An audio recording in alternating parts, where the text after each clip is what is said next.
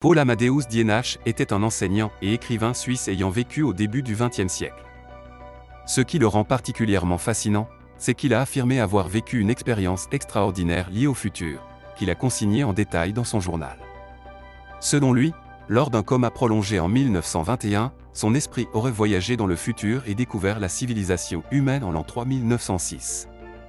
Cette déclaration a fait de lui une figure controversée dans les milieux de la métaphysique, du spiritualisme et de la science-fiction. Êtes-vous curieux de découvrir les détails de cette incroyable histoire de voyage dans le temps? Si oui, continuez à regarder notre vidéo. Paul Amadeus Dienach était un professeur de langue né en Suisse. Tout au long de sa vie, il a souffert de diverses maladies et n'a jamais été en bonne santé. En 1921, il a contracté une maladie rare qui l'a plongé dans un coma. Le premier épisode a duré 15 jours, tandis que le suivant a duré une année entière. Cependant, selon lui, cette période n'était pas simplement une période d'inconscience sur un lit d'hôpital. Pendant ce temps, il a rêvé d'une histoire frappante qu'il n'a racontée à personne, de peur que l'on ne le croie et qu'on le prenne pour un imbécile. Après s'être installé en Grèce, où il a enseigné l'allemand et le français, Dienach s'est rapproché d'un étudiant nommé Georges Papachatsi, qui lui a confié un sac de documents à ne lire qu'après sa mort. Parmi ces documents se trouvait un journal intime. Dienach y affirme que, pendant son coma, son âme est passée dans le corps d'un autre homme, Andreas Northam, et qu'il s'est réveillé dans le monde de l'an 3906. Dans ce futur, notre monde des 20e et 21e siècles appartient déjà à l'histoire, et l'humanité a fait de grands progrès en matière d'évolution et de technologie. Lorsqu'il s'est réveillé, il a été examiné par les gens de l'époque, et on a découvert que sa conscience provenait en réalité du XXe siècle. Les gens du futur ont dit à Dienach qu'il s'agissait d'un phénomène rare mais connu. Dienach a déclaré qu'il se souvenait en détail de ce processus en 3906 et qu'il l'avait consigné dans des notes après être sorti du coma. Ces notes ont été publiées à titre posthume par son élève et sont connues sous le nom de Chroniques du futur. Le journal de Dienach décrit les événements cataclysmiques des 21e et XXIe siècles. Les années 2000 à 2500 sont caractérisées par la surpopulation, les inégalités sociales et les guerres incessantes dues aux différents maux qui frappent notre monde aujourd'hui. En raison des catastrophes naturelles, des guerres et des épidémies, la population mondiale a subi un déclin massif. C'est surtout dans les années 2300 qu'a eu lieu un grand effondrement mondial, à la suite duquel les survivants ont créé un nouvel ordre social. Cet effondrement a été un tournant majeur qui a permis à l'humanité d'atteindre un niveau de conscience plus élevé. En 2934, au cours de ce que l'on appelle l'âge d'or, la première Assemblée européenne a été créée. Elle a été suivie d'un Parlement mondial, le Reichstag, créé en 2936. Ce Parlement n'était pas composé de politiciens traditionnels, mais de scientifiques, de technologues et d'humanistes. Les ressources ont été redistribuées, donnant l'impression que des problèmes tels que le changement climatique, les pénuries alimentaires et la surpopulation ont été résolus. Cependant, les gouvernements nationaux ont résisté à l'acceptation d'un pouvoir centralisé et se sont opposés à ce système pendant des siècles. En 2984, dans la vallée des Roses, située entre la Grèce et la Macédoine, est né un mouvement spirituel appelé le groupe des 200.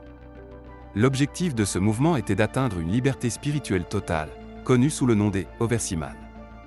Malgré cela, l'humanité fut plongée dans une sorte d'âge des ténèbres. Cette période prit fin en 3382, première année du Nouvel Âge, lorsque les gens acquérirent la capacité spirituelle appelée Samit, ou hypervision, hyperintuition, qui leur offrait un accès direct à la grande lumière, semblable à la force maîtresse aristotélicienne. Différentes sectes religieuses continuèrent d'exister, car le Samit était au cœur de chaque rituel exotérique. Après près de 1000 ans d'âge sombre, l'humanité entra dans un nouvel âge d'or.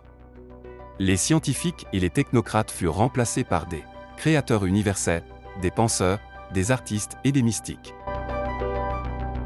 Selon Dienach, le monde de 3906 est régi par un système complètement différent de celui d'aujourd'hui.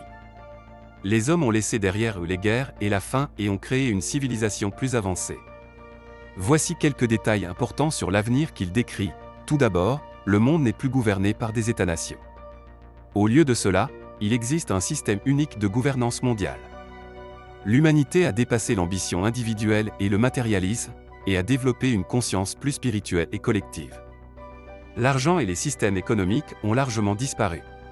Les gens n'ont plus besoin de travailler pour satisfaire leurs besoins, car le niveau de prospérité de la société est suffisant pour tous. La science et la technologie ont également fait de grands progrès. Les maladies ont été largement éliminées et les gens vivent beaucoup plus longtemps. Les capacités humaines, telles que la télépathie et la communication mentale, se sont améliorées. Les gens peuvent désormais communiquer par la pensée plutôt que par la parole. De nouvelles sources d'énergie ont été découvertes et les anciens systèmes énergétiques, tels que les combustibles fossiles, ont disparu depuis longtemps. L'homme vit désormais en grande partie en harmonie avec la nature. Les journaux, traduits en grec et publiés par son élève, ont suscité un grand intérêt, notamment dans les cercles ésotériques et métaphysiques grecs. Cependant, la publication du journal a suscité la controverse. Certains ont prétendu qu'il s'agissait de science-fiction ou d'un roman philosophique, tandis que d'autres ont estimé qu'il s'agissait d'une expérience réelle. En fait, les affirmations de Dienach peuvent être remises en question à bien des égards. Par exemple, d'un point de vue scientifique, il n'est pas prouvé que l'âme humaine passe dans un autre corps ou voyage dans le futur. Historiquement, de tels événements ont été décrits dans de nombreuses cultures différentes. Certains spiritualistes et mystiques, par exemple, ont affirmé avoir fait l'expérience de voyages de conscience similaires. D'un point de vue littéraire, certains experts ont considéré les écrits de Dienach comme un roman métaphysique ou un récit de fiction.